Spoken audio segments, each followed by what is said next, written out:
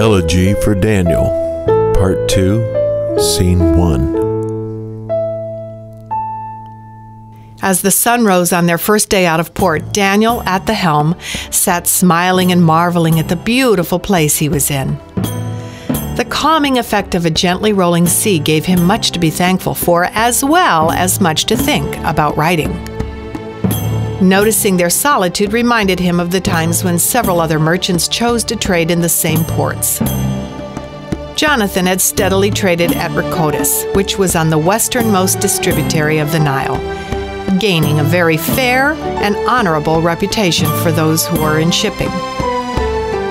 Daniel found it to be his most favored port, but for other reasons.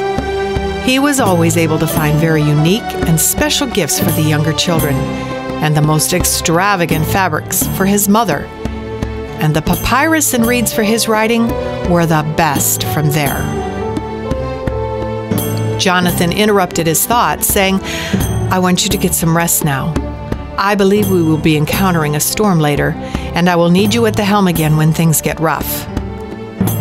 Shaking his head in amazement, Daniel said, "If I'm going to be at sea, there is no one I would rather be here with than you. You have an uncanny way of knowing when a beautiful day like this will turn rough and troublesome to sailors. I'll rest now and be ready when you need me." Somewhere in the depth of darkness of sleep, Daniel heard his name being called. As the calling turned to an angered shout, he felt the strong, firm shake of his father's hands on his shoulders. "Daniel, get up! I need you now! The storm has arrived sooner than I expected, and we have to secure the cargo. Go to the helm and send Isaac to the hold to help with the others." As Daniel shook himself awake, a strong wave pitched the ship, and Jonathan tumbled onto him. They scrambled to gain a stance on steadied legs, and Jonathan spoke over the roar of the weather. "Son, be sure to take caution on deck. Keep your footing firm and steady, and move only after the waves settle into their pattern. Wait them out, for your own safety." "I will, Father, don't worry, and I will send Isaac to you right away. And you be cautious and safe also, Father." Squeezing Daniel's shoulders, their own affectionate way of hugging, Jonathan turned and went to work securing the cargo. As Daniel stepped into the weather, a cold wave washed him back. Reminding himself that there are lines tied on the deck for handholds and stability, he moved toward the helm, searching with outstretched arms, flailing for the ropes. Moments later, a mountainous wave shook the ship and tossed it to its side. When it righted, Daniel was gone. Scene 2. Hours had passed since Jonathan had sent Daniel on deck, and daylight was now revealing a clear sky and calmer seas. Weary from the battle of the cargo and the storm throwing them constantly in their efforts, Jonathan checked his anger over not seeing Isaac helping. Finding him still at the helm, his voice trembled as he asked where Daniel had gone. "I've not seen him, Jonathan. I thought maybe you put him to work on the cargo." Exhaustion turned to concern, and as he searched the ship with the others, panic rose to the top of all reason. The men could not look him in the eyes as they reported to him no sign of his son on board. The ship, in a ghostly manner, silently turned toward home. Throughout the return journey, the wails of a grieving father were nearly more than the sailors could handle. Many of them had been sailing with Jonathan and Daniel for years and knew the boy well.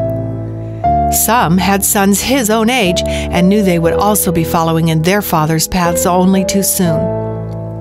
Storms were always costing the merchants in cargo and time, but never on Jonathan's ship had one taken a life. Why did it have to be so now? And Daniel, of all people. Kind, inquisitive, humorous, selfless Daniel. Their hearts broken, they brought Jonathan home to his wife and younger children. Jonathan stumbled through the streets toward home. a home that would forever haunt him because his firstborn child would no longer be there. Because just one more time, he needed this strong son to be a man on a rugged, unmerciful sea.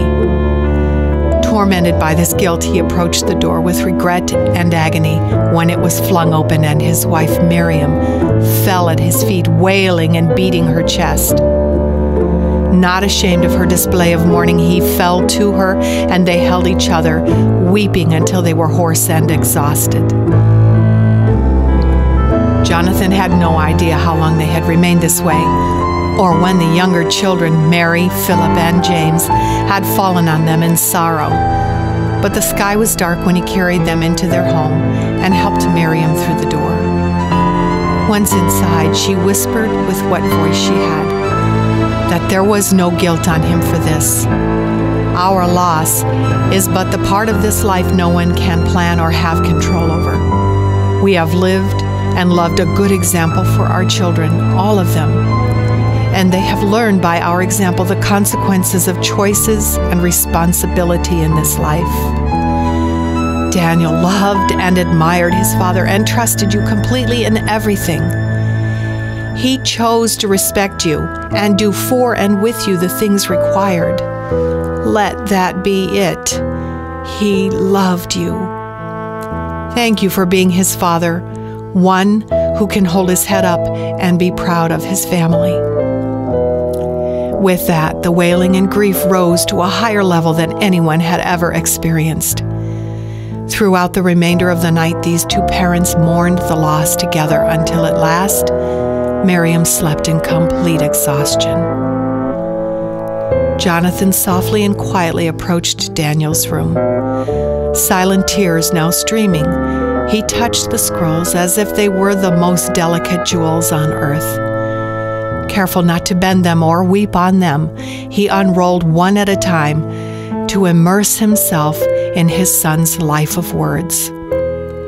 Living on in these works of words, Daniel spoke his own image into many of the stories, and there would truly never be a moment when they would not feel him or hear him in their lives.